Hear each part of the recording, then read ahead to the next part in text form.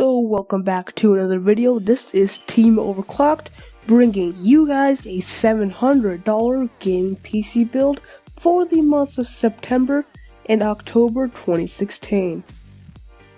In terms of benchmarks, this is great for gaming at 1440p max settings in the majority of games like GTA 5 and Rise of the Tomb Raider.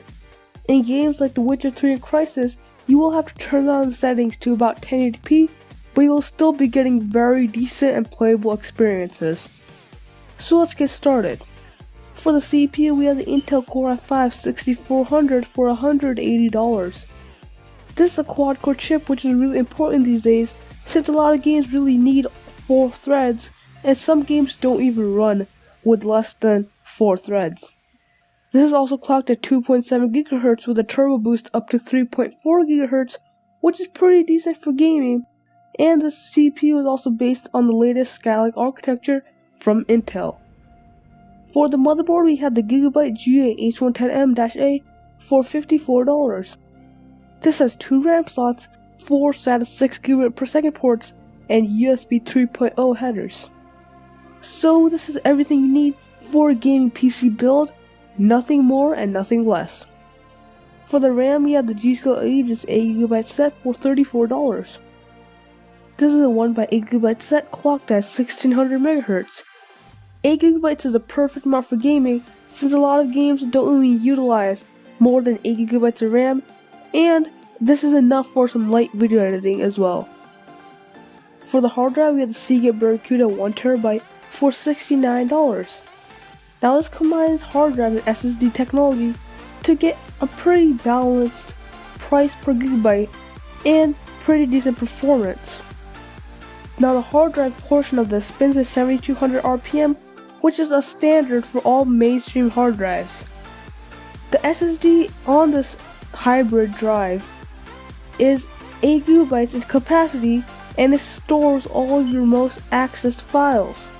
Now 8 GB doesn't sound like a lot, but it actually does speed up the performance of this drive a lot. For the GPU, we have the PNY GTX 1060 for $250.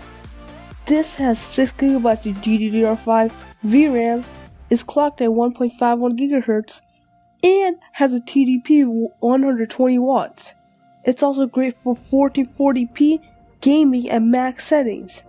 Now 1440p is not really the ideal gaming resolution at the moment, but it's really nice to be geared for 1440p because in the future you will be able to play 1440p in most games.